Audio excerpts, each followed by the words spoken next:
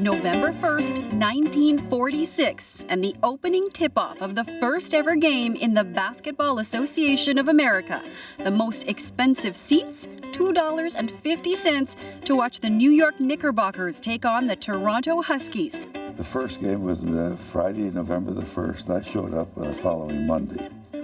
At 91 years old, Gino Sovereign is the last remaining member of the Toronto Huskies.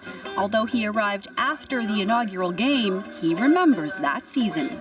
The advertising before the game to try to draw basketball interest in Toronto was, and this is hard to believe, it's the fastest game in the world. Well, you can't convince hockey people that's true. A pro basketball salary in 1946 came in handy.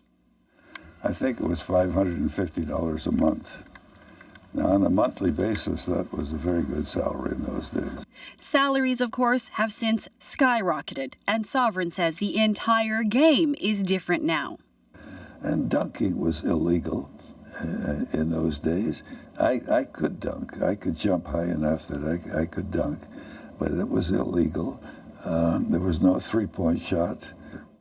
Despite efforts to attract attention, the Huskies lasted just one season. They didn't have great coverage from the media. They had a losing team. Over here is when I was inducted into the Canadian Basketball Hall of Fame.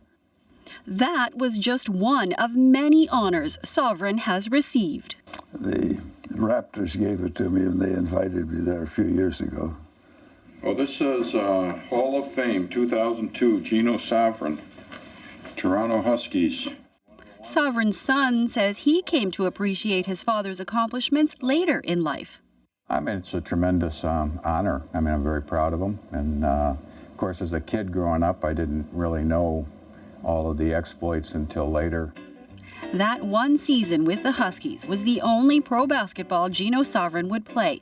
But that doesn't mean the memories of his hoop dreams have faded. But that's the coach, the red knot of the coach, who played on the 36 Olympic basketball team.